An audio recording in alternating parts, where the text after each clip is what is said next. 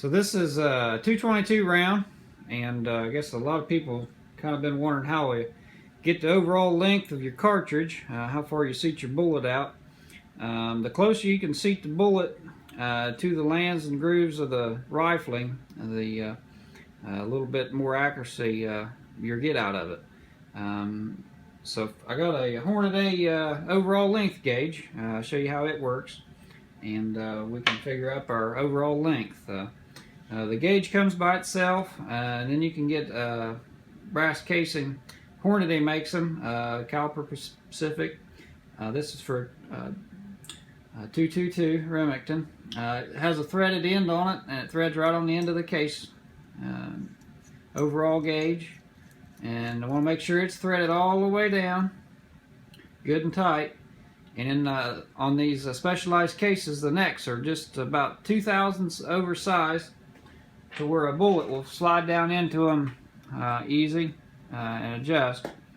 What we're going to do is going to seat the bullet, put the bullet in here, and then stick it in the gun, and we're going to raise this ram, and as you can see, the ram can push the bullet out of the case far enough to where we seat it in the lands, and then that gives us an idea of how long it is, and it's got a clamp here to where we can clamp it down and mark our spots. So I'll go over the procedure in marking this Remington 222 on the overall length of it, so we can adjust it here. So first, let me just give you a walkthrough of doing the rifle here. First off, you got to put your bullet in. You don't have to be real cautious about where you set it. It can even be far down in, just as long as it's not all the way out and your rod here is free. So we'll put it down into the chamber, and just like you're loading a regular bullet, just with a rod on the back. You want to make sure that your shaft of your overall length gauge is firmly against the shoulder of the rifle. And you can hold it there tight, and you don't want to tighten that yet. And then as you move this rod, you're going to seat the bullet into the lands and grooves. And you put a little pressure against it, and you kind of feel it give a little bit.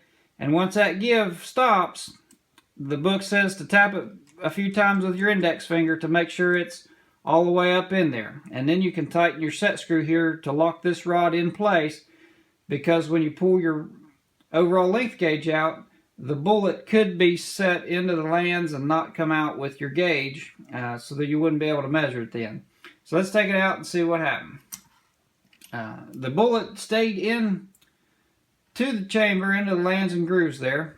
So one way I use to get it out is to take a cleaning rod, just to push on the bullet just real easy, and I felt it pop out there, and then you just kind of pick it up with your fingers out of there, and then you can set it down in your gauge, and then this should be the maximum overall length of this particular rifle. It probably won't match hardly any other rifles, but this particular one, this should be the overall length.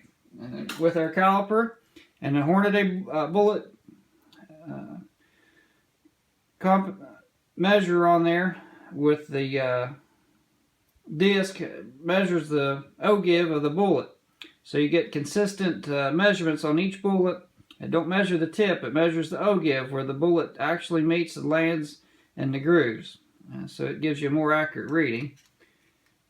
This little device is called the bullet comparator from Hornady. And this is our overall length. This device here is just an inch long, so whatever our measurement is, we subtract an inch from it. So we're actually 2 inches and 840 on our length. So that's the max bullet length that we're able to use in this rifle.